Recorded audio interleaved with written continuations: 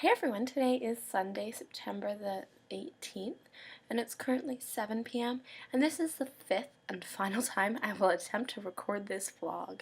I've been having major sync issues between the audio and the visual for the last couple of days.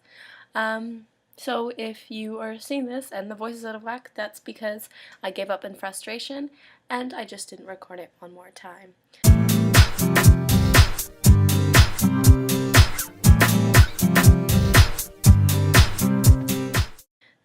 So I have 3 vlogs to make up for in one vlog, and I know I'm going over my time limits, but I'm hoping because this is like a 3 for 1, I get a little bit of extra time with that, and no punishment, maybe? Okay guys, let me just bring up the questions here. Okay, favorite color. My favorite color is actually purple. It always has been, it always will. My favorite pizza topping is feta cheese. I find it just gives it a really sharp kick, and I love it. Hogwarts house, even though all my friends are in different houses, Sean in Gryffindor, and other people in Ravenclaw, and other people in Slytherin, I've always thought I was a Hufflepuff, and everyone's like, oh, I want to be a Gryffindor, because, you know, Harry Potter's in Gryffindor, or I want to be a Slytherin, or I want to be a Ravenclaw, because they're smart.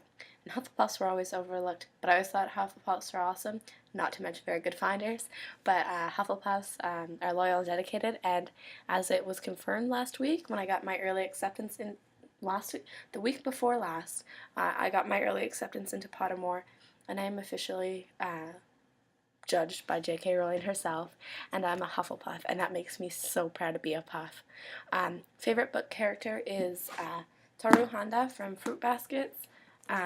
She's a very naive, innocent character who, despite growing up with a very burdened life, she never, well no, she knew her father, but he passed when she was very young.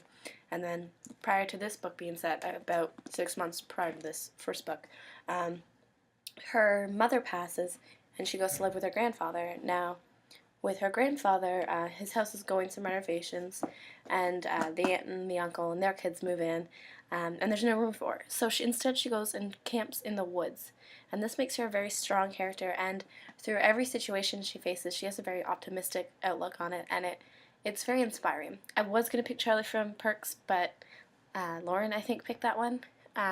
Longest I've ever gone on 5 hours of sleep. I'm going to say this is not like one period of 5 hours, it's 5 hours spread over a period of time. Frosh Week was amazing here at Carleton. I actually participated in almost every single event except for one where I had a class conflicting, but it's amazing, and we were up at like 6 in the morning, and we didn't go to bed most of the time until like 2 in the morning, and you guys know I don't really have a proper sleep habit, so I didn't get much sleep either way. Yeah, so that was it. So it was like Frosh Week, and then another couple of days because it was the first, weekend being on campus and hanging out with new friends and all that jazz. Okay, what do I want to be when I grow up? I've always had this career choice. I've gone between this career choice and to another one, and back to this one, and then to another one, and then back to this one, and then to another one.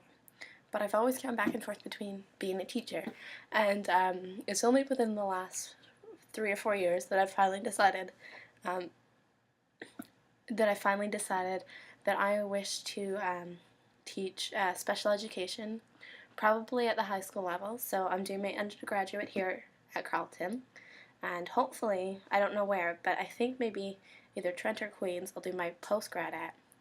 And then I'll do my special education, and then eventually, hopefully, I'll be teaching in Ontario, close to home. Even better, I would love to teach at my old high school. No, I just had a really good experience there, and the special education department there is so awesome. But if not, I'll probably be moving to Alberta, Saskatchewan, because that's where all the teaching jobs are. Hate to say it, but it's true. And that was all the questions. Okay, next week is musical week. Now, I could have picked any poem or any musical subject matter really to talk about, but instead I decided to read you guys a poem that means a lot to me, and I've heard it off and on since I was 7 or 8, and I first heard it at a funeral, and last week I read it at my grandfather's funeral. And we all know I'm tone deaf, so I'm reading a poem instead of singing or talking about musicals, although I could talk about musicals and bands and concerts for hours and hours. But the subject matter of this poem's really it always brings a nice, warm, fuzzy feeling to my heart. And I figure a rhythm of a poem is still music, so this is what I'm talking about. And it's called Not How Did He Die, but How Did He Live? And it's usually attributed to Anonymous as the author. But somewhere on Google, everything on the internet is true, Sydney. It is attributed to Summer Sandercox. And I don't know how true that is, but that's what I just know. And here it goes. Not how did he die, but how did he live? Not what did he gain, but what did he give? These are the units to measure the worth of a man as a man, regardless of birth. Not what was his church, nor what was his creed, but had he befriended those really in need. Was he ever ready, with a word of good cheer, to bring back a smile, to banish a tear? Not what did a sketch in the newspapers say, but how many were sorry when he passed away. This poem always brings, like I just said, warm, fuzzy feelings, and it's really amazingly written, and I love the patterns in it, and it's just a really good poem.